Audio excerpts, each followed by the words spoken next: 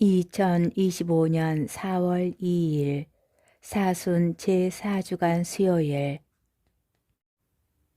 제1독서 이사야서의 말씀입니다. 주님께서 이렇게 말씀하신다. 은혜의 때에 내가 너에게 응답하고 구원의 날에 내가 너를 도와주었다. 내가 너를 빚어내어 백성을 위한 계약으로 삼았으니 땅을 다시 일으키고 황폐해진 재산을 다시 나누어 주기 위함이며 갇힌 이들에게는 나와라 하고 어둠 속에 있는 이들에게는 모습을 드러내어라 하고 말하기 위함이다. 그들은 가는 길마다 풀을 뜯고 민둥산마다 그들을 위한 초원이 있으리라. 그들은 배고프지도 않고 목마르지도 않으며 열풍도 태양도 그들을 해치지 못하리니 그들을 가엾이 여기시는 분께서 그들을 이끄시며 샘토로 그들을 인도해 주시기 때문이다. 나는 나의 모든 산들을 길로 만들고 큰 길들은 도두어 주리라. 보라, 이들이 먼 곳에서 온다. 보라, 이들이 북녘과 서녘에서 오며 또 시님족의 땅에서 온다. 하늘아 환성을 올려라. 땅아 기뻐 뛰어라. 산들아 기뻐 소리쳐라. 주님께서 당신 백성을 위로하시고 당신의 가련한 이들을 가엾이 여기셨다. 그런데 시온은 주님께서 나를 버리셨다. 나의 주님께서 나를 잊으셨다 하고 말하였지. 여인이 제 젖먹이를 잊을 수 있느냐? 제 몸에서 난 아기를 가엾이 여기지 않을 수 있느냐? 설령 여인들은 잊는다 하더라도 나는 너를 잊지 않는다. 주님의 말씀입니다. 복음, 요한복음 5장 17절에서 30절의 말씀입니다. 그때에 예수님께서는 유다인들에게 내 아버지께서 여태 일하고 계시니 나도 일하는 것이다 하고 말씀하셨다. 이 때문에 유다인들은 더욱 예수님을 죽이려고 하였다.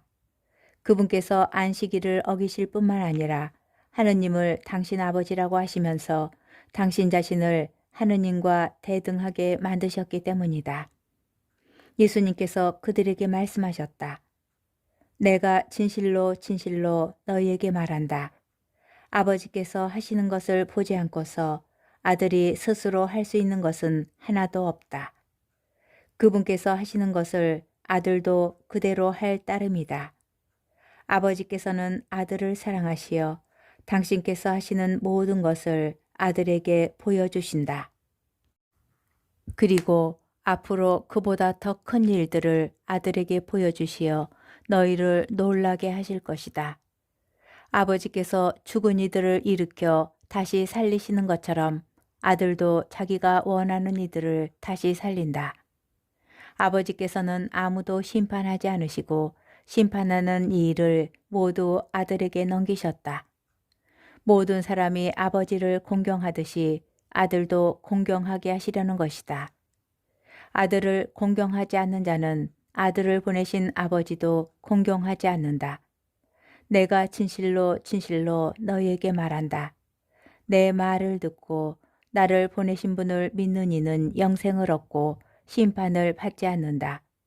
그는 이미 죽음에서 생명으로 건너갔다. 내가 진실로 진실로 너희에게 말한다. 죽은 이들이 하느님 아들의 목소리를 듣고 또 그렇게 들은 이들이 살아날 때가 온다. 지금이 바로 그때다. 아버지께서 당신 안에 생명을 가지고 계신 것처럼 아들도 그 안에 생명을 가지게 해주셨기 때문이다. 아버지께서는 또 그가 사람의 아들이므로 심판을 하는 권한도 주셨다. 이 말에 놀라지 마라. 무덤 속에 있는 모든 사람이 그의 목소리를 듣는 때가 온다. 그들이 무덤에서 나와 선을 행한 이들은 부활하여 생명을 얻고 악을 저지르는 자들은 부활하여 심판을 받을 것이다. 나는 아무것도 스스로 할 수 없다. 나는 듣는 대로 심판할 따름이다. 그래서 내 심판은 올바르다. 내가 내 뜻이 아니라 나를 보내신 분의 뜻을 추구하기 때문이다. 주님의 말씀입니다. 오늘의 묵상. 내 아버지께서 여태 일하고 계시니 나도 일하는 것이다. 안식일의 주인이신 예수님께서는 세상을 창조하신 그때부터 쉼없이 일하시는 하느님 아버지처럼 일하십니다.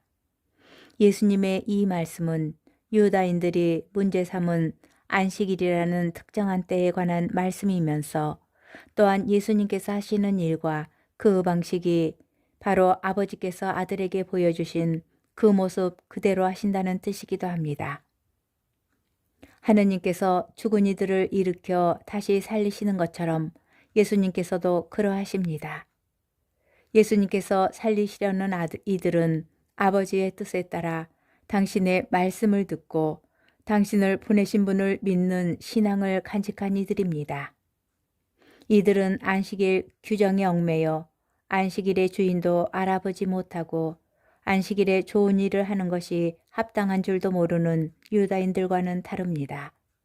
죽은 글자가 아니라 하느님의 입에서 나오는 살아있는 말씀을 듣고 믿는 이들에게 하느님께서는 38해나 앓는 이에게 하신 것처럼 그들의 오랜 아픔을 참으로 낫게 하시고 또한 더 큰 일도 이루어질 것입니다. 예수님께서는 분명 우리가 건강해지기를 바라시는 동시에 더 큰 일을 이루고자 하십니다. 이 일들이 이루어지려면 말씀이 우리 안에서 생명력을 잃지 않도록 끊임없이 그 말씀을 실천해야 합니다. 내가 바라는 것은 희생제물이 아니라 자비다 라는 말씀 안에 담긴 하느님의 마음을 헤아리며 규정에 얽매이는 대신 예수님께서 보여주신 그 모습대로 우리도 말씀을 따라 살도록 합시다.